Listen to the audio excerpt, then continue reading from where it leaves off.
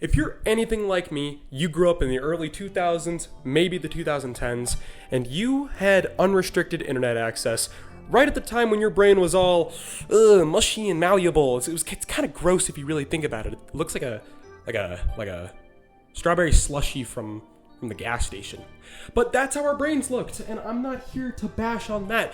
I'm here to tell you the truth, okay? And that is, we were exposed to things way too early on the internet. And let me tell you, some of those things were an absolute blessing, all right?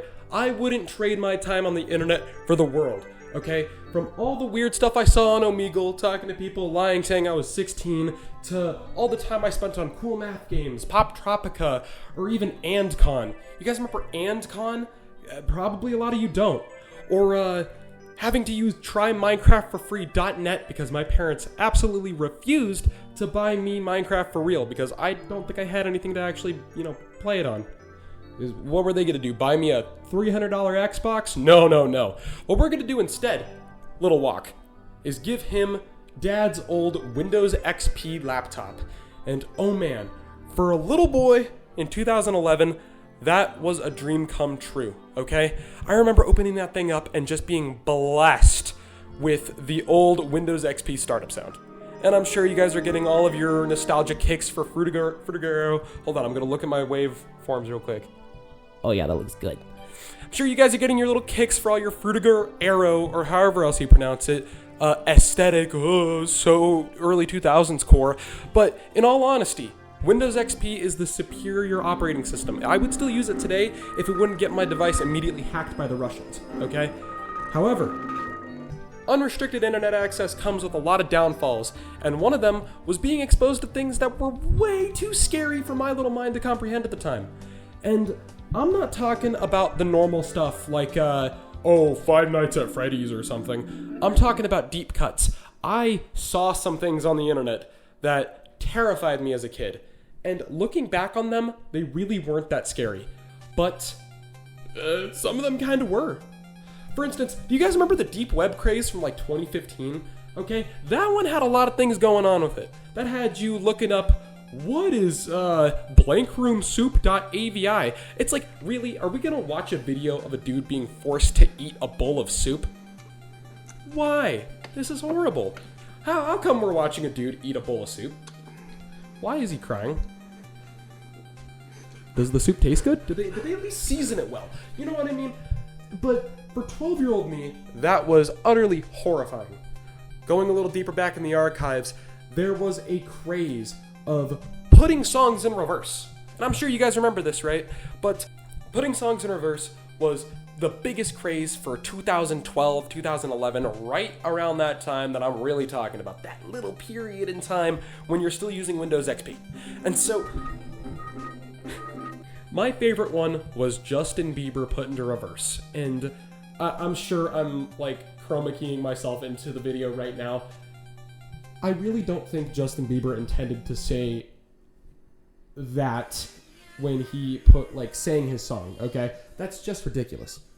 Justin Bieber, I do not think intended to say the N-word when his song was put into reverse, okay? That's just a little crazy to me. But this didn't stop 8-year-old me from being mortified by this video.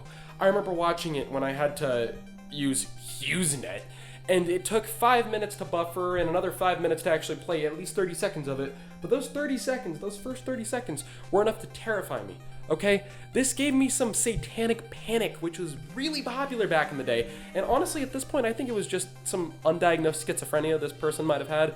Hopefully you got help for it. So, sir, if you're the person behind Justin Bieber Reversed, I really, really hope that you've got help for that. Because, my goodness, I don't think he meant what you think he means, okay? But do you guys remember the Deep Into YouTube playlist?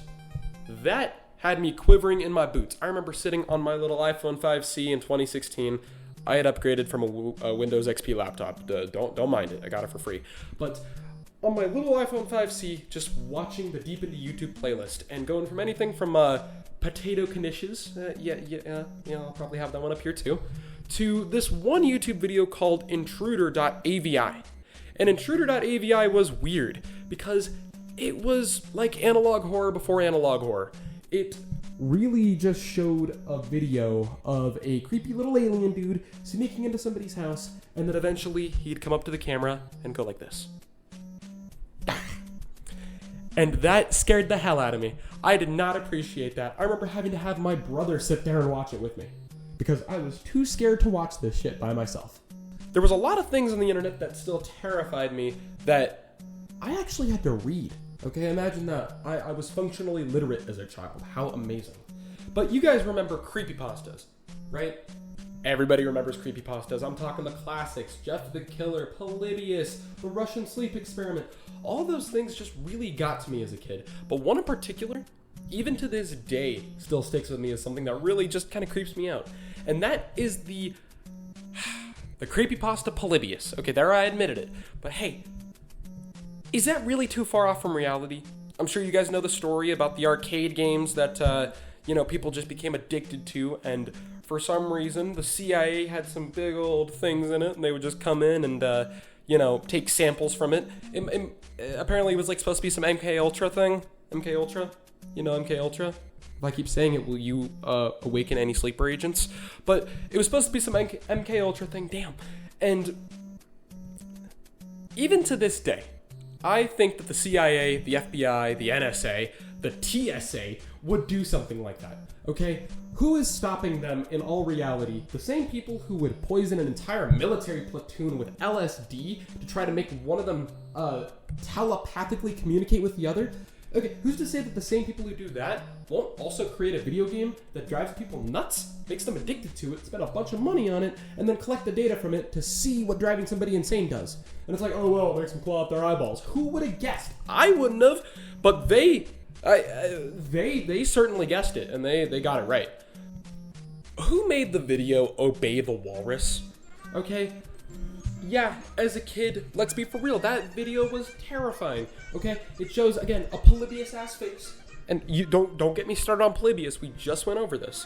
But, dude, after that, it's just a video of a disabled woman.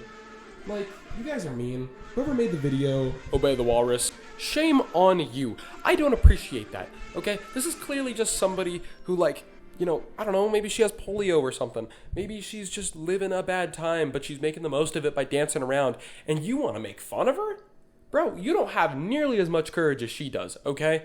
But hey, let's stop ranting about Obey the Walrus for a second, okay? Hopefully you've enjoyed this little trip to the past, this blast from the past that this friendly neighborhood walk has given you. If you got any interesting stories from your unrestricted time on the internet as a little tyke, please let me know down in the comments. I'd love to see how you were traumatized and all the stereotypical ways that you just had a rough time on the internet. It really helped me feel less alone, so please.